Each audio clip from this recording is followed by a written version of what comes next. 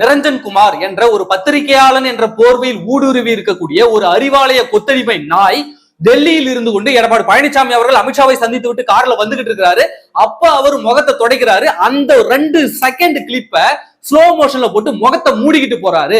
இப்படி ஒரு விஷயத்தை நான் இது வரைக்கும் பார்த்ததே கிடையாது அப்படின்னு சொல்லிட்டு அந்த பொறுக்கி பைய ஒரு வீடியோ போட, அந்த பொறுக்கி பைய போட்ட வீடியோவை இந்த தமிழ்நாட்டு ஊடகங்கள் இருக்குல்ல, அறிவாலயத்தினுடைய எலும்பு துண்டுகளை பொறுக்கக்கூடிய இந்த தமிழ்நாட்டினுடைய எச்சை ஊடகங்கள் அந்த செய்தியை திருத்தி எடப்பாடி பழனிசாமி அவர்கள் அமித்ஷாவை சந்தித்து விட்டு முகத்தை மூடிக்கிட்டு போனாருன்னு இவன் நியூஸ் போடுறான். அதற்கு விளக்கம் கேட்டு, அதாவது எடப்பாடி பழனிசாமி சந்திச்சுட்டு போறாரு, முகம் தொடச்சிட்டு அவரு போனாரு, அந்த விஷயத்த முகத்தை மூடிக்கிட்டு போனாருன்னு நீ திருச்சி வீடியோ வெளியிடுற அப்படின்னு சொல்லி நீ அவதூறு பரப்பிருக்க அப்படின்னு சொல்லி அதிமுக வழக்கறிஞர் அணியின் சார்பில் அவருக்கு, அதாவது அந்த நிரஞ்சன் குமார் என்ற அறிவாலய கொத்தடிமை நாய்க்கு நோட்டீஸ் அனுப்பியிருக்காங்க.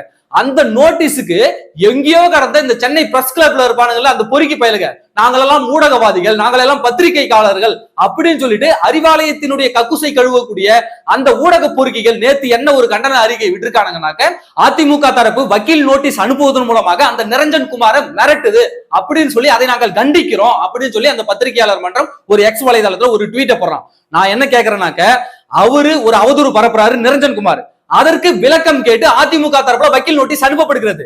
அப்ப அந்த நிரஞ்சன் குமார் அதற்குரிய விளக்கத்தை கொடுக்க போறாரு. நீ எங்க இடையில இருந்து வந்த, நீ எங்க பத்திரிகையாளர் என்ற பொருள், நீ என்ன இங்க வந்து பேசிட்டு இருக்க? சரிங்க, அதே அறிவாலய ஏட்டையா உங்களெல்லாம் பார்த்து ரெட் லைட் மீடியா, நீங்க எல்லாம் விபச்சாரம் பண்றவங்களுக்கு சமன் சொன்னார்ல, அப்ப அந்த RS பாரதிக்கு எதிராக இந்த சென்னை பத்திரிகையாளர் மன்றம் பேசணுதா? அப்ப நீங்க என்ன பண்ணிட்டு இருந்தீங்க?